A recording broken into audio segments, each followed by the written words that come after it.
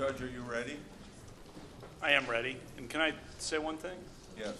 Just going to say, I started my last colloquy by saying to Senator Klobuchar how much I respect her and respected what she did at the last hearing. And she asked me a question at the end that I responded by asking her a question. And sorry I did that. This is a tough process. I'm sorry about that. I appreciate that. I would like to add, when you have a parent that's alcoholic, you're pretty careful about drinking. And the second thing is, I was truly just trying to get to the bottom of the facts and the evidence. And I, again, believe we do that by opening up the FBI investigation, and I would call it a background check instead of investigation.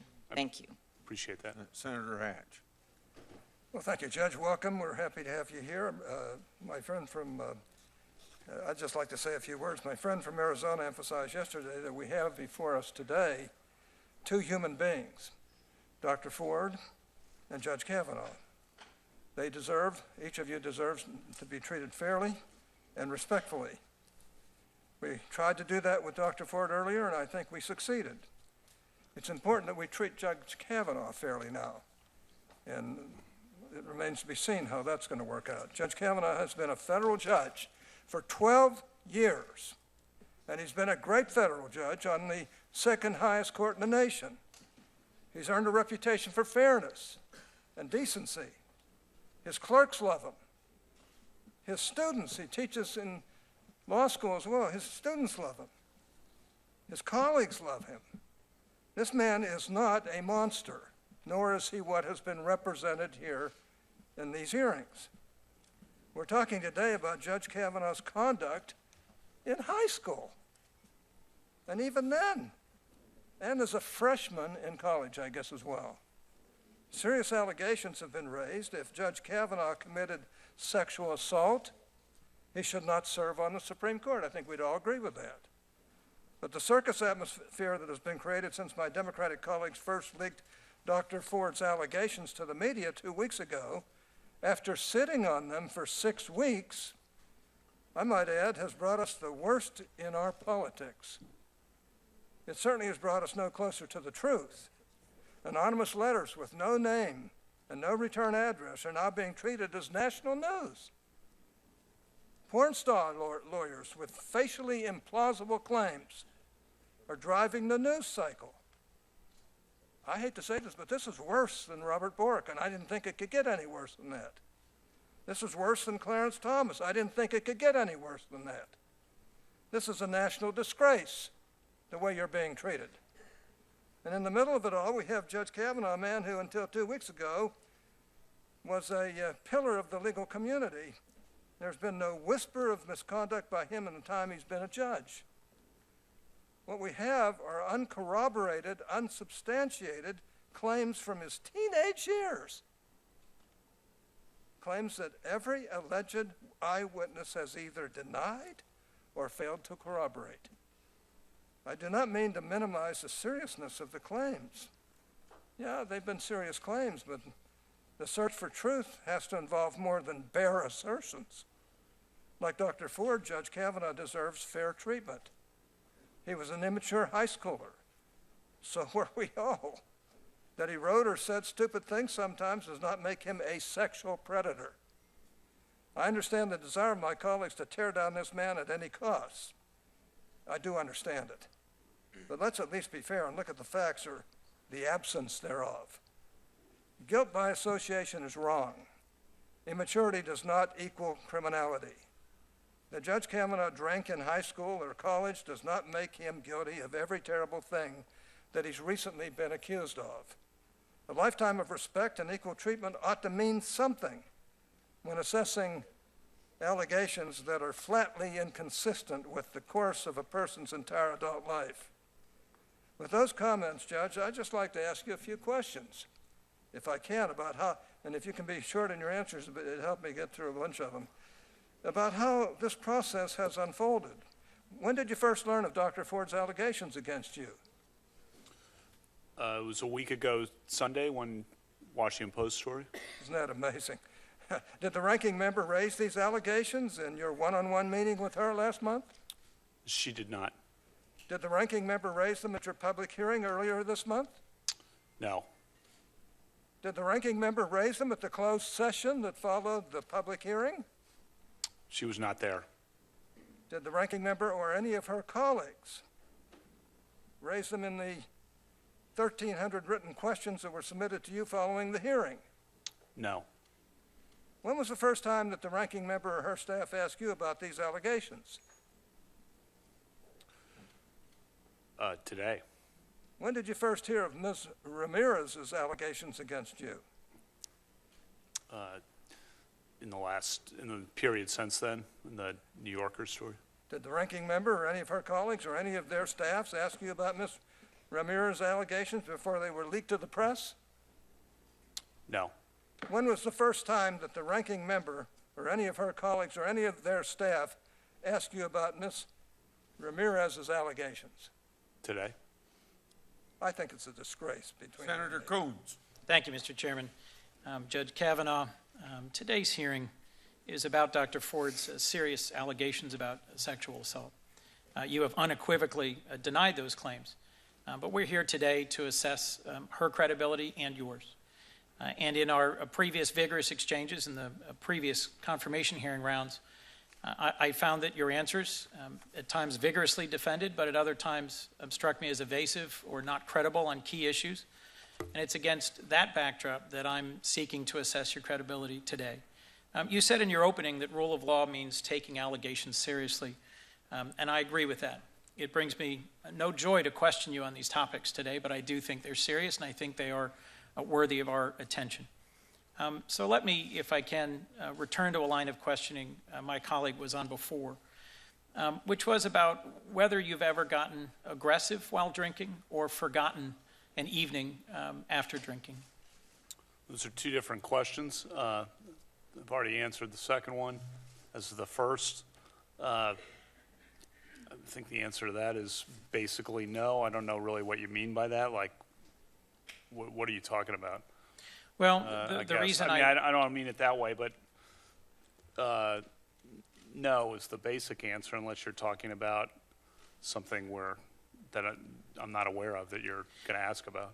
The reason I'm asking, we've had a very brief period of time to weigh outside evidence, and I'll join my colleagues in saying I wish we had more evidence in front of us today to weigh. Do you remember Liz Swisher, a college classmate of yours from Yale? First, on your point about the outside evidence, all four witnesses. Well, let me focus. I'm trying to get this question. I know, but you made a point, and I just want to emphasize. All four witnesses who were allegedly at the event have said it didn't happen, including Dr. Ford's longtime friend, Ms. Kaiser, That's right. who said and if she's Mark never... if Mark Judge were in front of us today to question, we'd be able to assess his credibility. But Let me just get through if I can, Your Honor. but- Liz Swisher is a college classmate. She's now a medical doctor, and I'm quoting from a recent interview she gave. She said Brett Kavanaugh drank more than a lot of people. He'd end up slurring his words, stumbling. It's not credible for him to say he's had no memory lapses in the nights he drank to excess.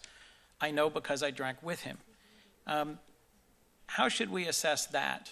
She then goes on, if you kept reading, and says she actually can't point to any specific instance like that. The quote that jumped out at me was, Brett was a sloppy drunk, and I know because I drank with him. There's also, I don't think in a that, separate setting... I do not think that's a fair characterization. And Chris Dudley's quoted in that article. And I would refer you to what Chris Dudley said. I spent more time with Chris Dudley in college than just about anyone. And I'd refer you to what he said.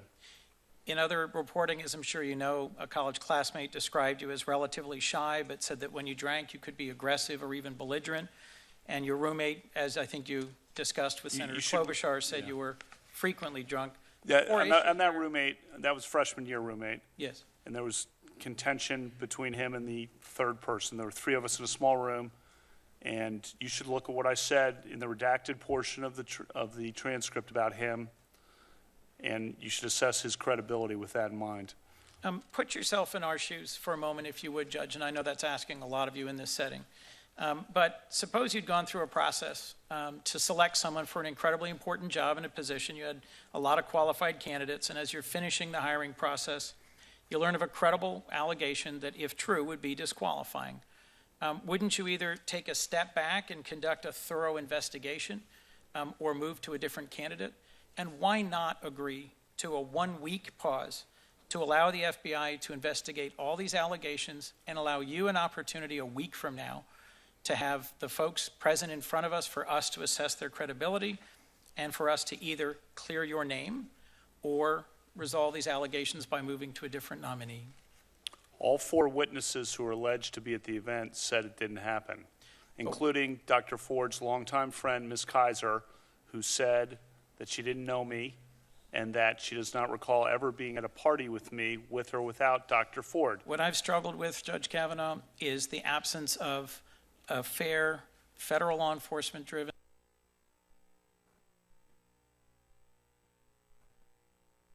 and nonpartisan process to question the various people who I think are critical to this. My concern, should you move forward, is what it will do to the credibility of the court and how that may well hang over your service. I understand your concern about this. Senator, my but I wish reputation you would has join been- us in calling for an FBI investigation for 1 week when to you- clear or confirm some of these allegations. When you say a week delay, do you know how long the last 10 days have been for They were us? probably an eternity. But Yeah. in the Judge Thomas confirmation us, hearing, every day- it was a 4-day delay. Every day, it's been a lifetime. And you know, yeah, and it's been investigated, and all 4 witnesses say it didn't happen. And they've said it under penalty of felony. And I've produced my calendars, which show, you know, a lot, that's important evidence. And you act like, I mean, the last 10 days, I asked for a hearing the day after the allegation. Before I call on Senator Lee, I want to emphasize something here that talking about doing something without enough time. We had 45 days between July 30th and September the 13th, I believe it is, when we could have been investigating this. And in regard to this candidate, if you take the average of 65 to 70 days between the time that a person is announced by the president and the Senate votes on it, is about 65 to 70 days. And here we are at about 85 to 90 days. So there's plenty of time put in on this nomination. Senator Lee. Oh, no, wait a minute. I got one other thing I want to do. Everybody else has been putting letters in the record. I have a letter here from 65 women who knew Judge Kavanaugh between the years 79 and 83, the years he attended Georgetown Prep High School. These women wrote to the committee because they know Judge Kavanaugh and they know that the allegations raised by Dr. Ford are completely, totally inconsistent with his character. These 65 women know him through social events and church. Many have remained close friends with him. Here's what they say, partly quoting the letter. Quote, through the more than 35 years we've known him, Brett has stood out for his friendship, character, and integrity. He has always treated women with decency and respect. That was true in high school, and it remains true to this day. In closing, they wrote, Judge Kavanaugh, quote, has always been a good person. So without objection, I put it in the record. Senator Lee. Judge Kavanaugh, you've been cooperative at every stage of this investigation, both your background investigation and the investigation conducted by this committee. Is that correct? That's correct, It's Senator. also correct that you yourself do not control the FBI or when it conducts an investigation. You are a nominee. You're not tasked with the job of deciding who, when, whether, or how conducts an investigation. That's correct. But at every moment when either we or prior to the committee taking jurisdiction over it, the FBI has asked you questions, you've been attentive and you've been responsive. Isn't that right? That's correct. Throughout my career. I have colleagues today who have repeatedly asked for an FBI investigation. And there are some ironies in this, ironies that ascend at least 2 levels. In the first place, at least one of my colleagues, at least one of them, had access to this information many, many weeks before anyone else did, had the ability, and I believe the moral duty and obligation, to report those facts to the FBI, at which point they could have and would have been investigated by the FBI. And that could have been handled in such a way that didn't turn this into a circus, one that has turned your life upside down and that of your family, and the life of Dr. Ford and her family upside down. I consider this most unfortunate, given that this was entirely within the control of at least one of my Democratic colleagues to do this. The second level of irony here is that while calling repeatedly for an investigation by the FBI, an investigation over which you have no ability to control, by the way, an investigation you have no authority to call for, while calling for an investigation, we're in the middle of a conversation that involves questions to you. And so I ask my Democratic colleagues, if you have questions for Judge Kavanaugh, ask him. He's right here. If that's really what you want is the truth, ask him questions right now. If you have questions of other witnesses, then for the love of all that is sacred and holy, participate in the committee investigations that have been going on, as you have not been participating, with the committee staff investigating the outside witnesses. If someone really were interested in the truth, this is what they would do. They would participate in the investigation, and when we have a committee investigation, a committee hearing with live witnesses, they would talk about that rather than something else they wish they were having in front of them. If what they want is a search for the truth, then now is their choice. If, on the other hand, what they want to do is delay this until after the election, which at least one of my colleagues on the Democratic side has acknowledged, then that might be what they would do.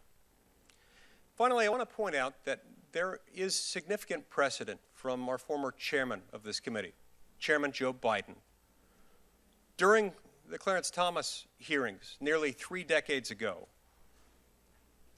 Chairman Biden made some interesting observations about FBI reports and their role in this process. Here's what he said, quote, "The next person who refers to an FBI report as being worth anything obviously doesn't understand anything.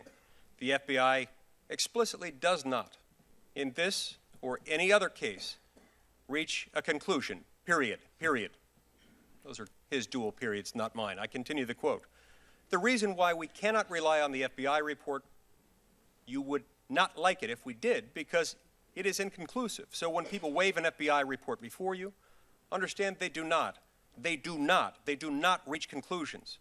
They do not make, as my friend points out more accurately, they do not make recommendations. In other words, the role of the FBI is to flag issues. Those issues have been flagged. Sadly, in this case, they were flagged not as they should have been, not in the timing in which they should have been. And therefore, they couldn't have been addressed in the manner that would have preserved a lot more dignity for you, for your family, and for Dr. Ford and her family. They were instead held out until the final moment. I consider that most unfortunate. And for that, on behalf of this committee, I extend to you my most profound sympathies, and my most profound sympathies to Dr. Ford and her family as well. Mr. Chairman, since we don't have enough slots for everyone, can I have the last minute of Senator Lee so that Senator Kennedy can be recognized? Judge, we did 38 hours in public with you. Did we have any private hearings with you? Yes. Was that a fun time for you?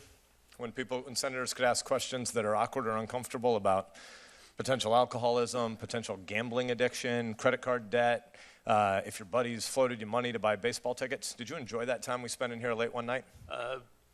I'm always happy to cooperate with the committee. That's charitable. Were you ever asked about any sexual allegations when we had that time in here with you alone? No. Did the ranking member already have these allegations for, I guess this would have been September 6 or 7? And the letter was written on July 30th. A recommendation was made by the ranking member or her staff to Dr. Ford. And by the way, I think Dr. Ford is a victim, and I think she's been through hell, and I'm very sympathetic to her. But did the ranking member's staff, did we hear today, make a recommendation to hire a lawyer, and she knew all of that? And yet we had a hearing here with you, and none of these things were asked. But then once the process was closed, once the FBI investigation was closed, once we were done meeting in public and in private, then this was sprung on you. I just want to make sure I have the dates correct, right? Because we got 35 plus days from all the time that this evidence was in the hands. Recommendations were made to an outside lawyer. You could have handled all this. We could have had this conversation in private in a way that didn't not only do crap to his family, but do all. I yield my time. trying to see if he could do math about 35 days. That was a little bit of a question. Thank you. Thanks, Mr. Chairman. Good afternoon, Judge Kavanaugh. As a federal judge, you're aware of the jury instruction, falsus in unibus, falsus in omnibus, are you not? You're aware of that jury instruction? Yeah, I am. You know what it means? You can translate it for me, Senator. You can do it better than I can.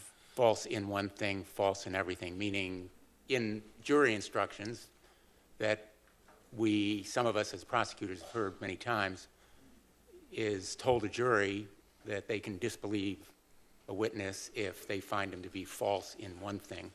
So the core of why we're here today really is credibility. Let me talk. The core of why we're here is an allegation for which the 4 witnesses present have all said it didn't happen. Let me ask you about Renata Dolphin, who lives in Connecticut. She thought these yearbook statements were, quote, horrible, hurtful, and simply untrue, end quote, because Renata alumni clearly implied some boast of sexual conquest. And that's the reason that you apologized to her, correct? That's false, speaking about the yearbook, and she said she and I never had any sexual interaction. So your question is false, and I've addressed that in the opening statement. And so your question is based on a false premise and really does great harm to her. I don't know why you're bringing this up, frankly. Doing great harm to her by even bringing her name up here is really unfortunate. Well, calling someone an alumnus in that way, well, implying was what you're implying about by a number of your football friends at the time as boasting of sexual conquest. That's the reason that I'm bringing it up. And yeah, no, it's false. You're implying that. Look what you're bringing up right now about her. Look what you're Mr. doing. Chairman, I ask that Don't these bring her interruptions name not up. be subtracted from my time. Yeah, ask your question and then let. She's a great person. She's always been a great person. We never had any sexual interaction. By bringing this up, you're just dragging her through the mud. It's just unnecessary. Thank you, Mr. Chairman. You've made reference, Judge, to a sworn statement, I believe, by Mark Judge to the committee. Is that correct? I made reference to what Mark Judge's lawyer sent to the committee. Yeah, it's not a sworn statement, is it? Under penalty of felony. Well, it's a statement signed by his lawyer, Barbara Van Gelder. It is 6 cursory and conclusory sentences. Are you saying that that is a substitute for an investigation by the FBI or some interview by the FBI under oath? Under penalty of felony, he said that this kind of event didn't happen and that I never did or would have done something like that. As a federal judge, you always want the best evidence, don't you? Senator, he has said, and all the witnesses present, look at Ms. Kaiser's statement. She's Dr. Let me Ford's move on longtime to friend. another topic. You've testified to this committee this morning, this afternoon, quote, this whole 2-week effort has been a calculated and orchestrated political hit fueled with apparent pent-up anger about President Trump and the 2016 election, fear that has been unfairly stoked about my judicial record, revenge on behalf of the Clintons, and millions of dollars in money from outside left-wing opposition groups. Is it your testimony that the motivation of the courageous woman who sat where you did just a short time ago was revenge on behalf of a left-wing conspiracy or the Clintons? Senator, I said in my opening statement that she preferred confidentiality, and her confidentiality was destroyed by the actions of this committee. Let me ask you this.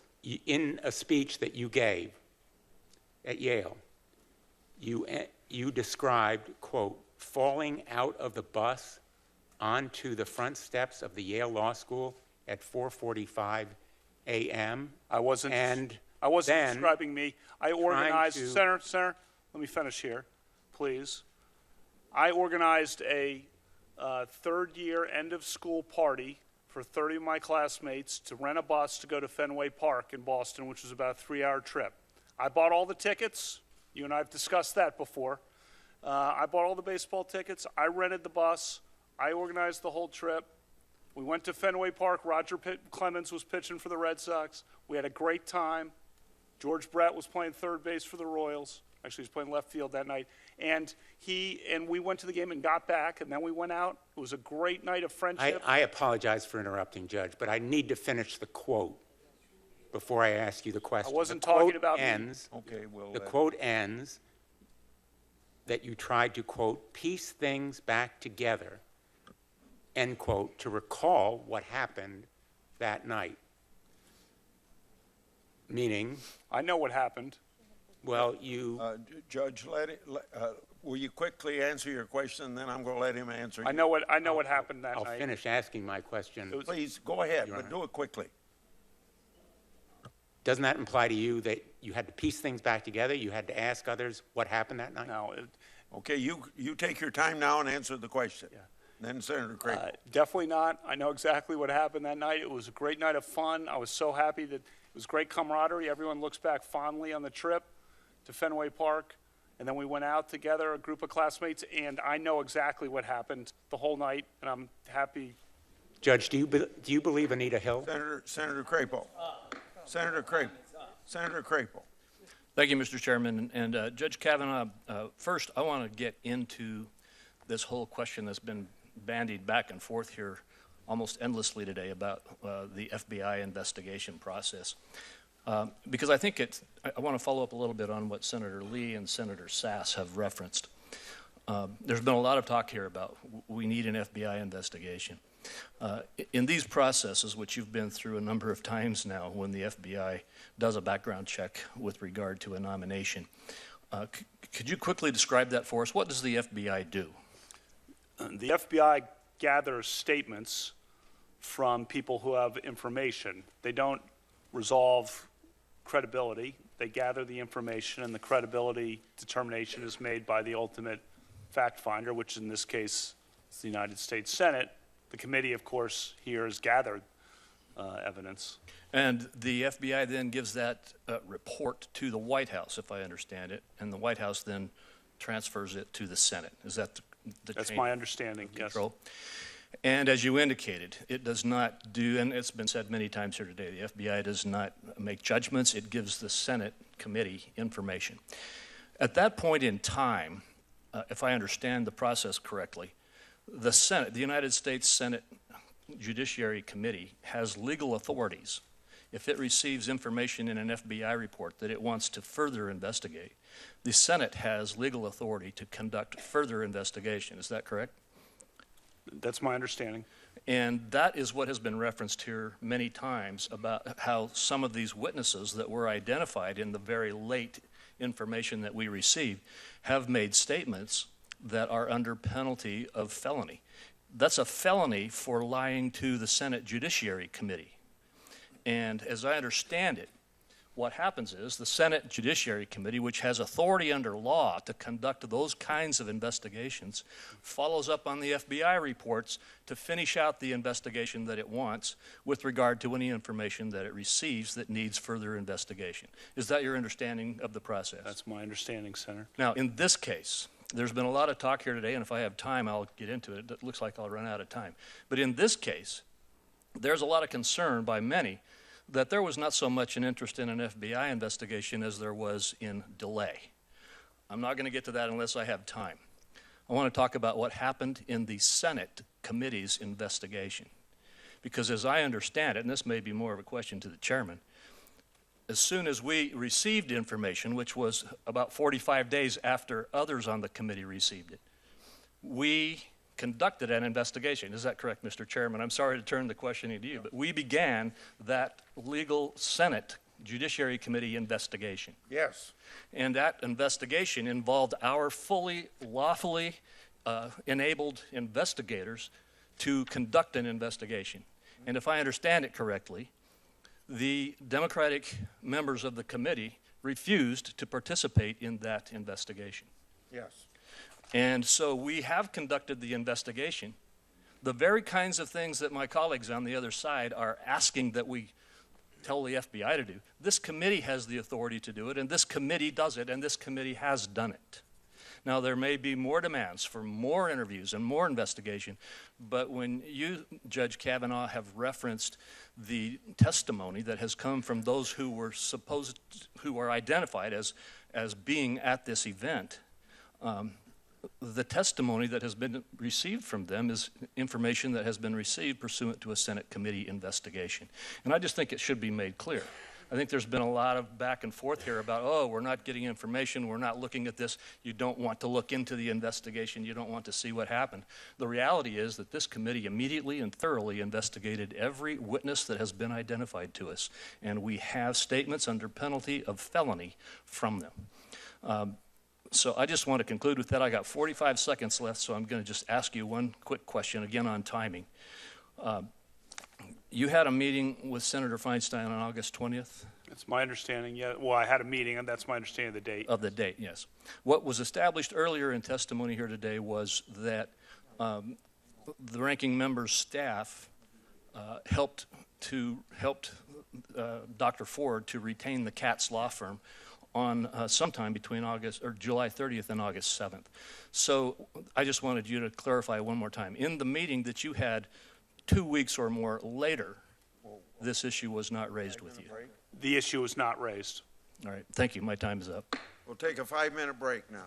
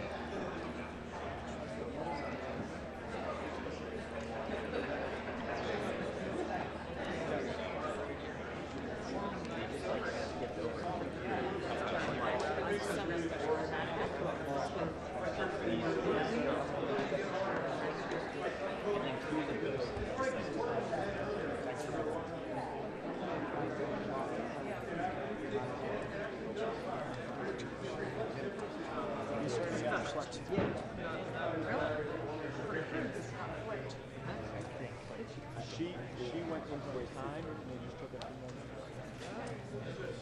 minutes. Yeah.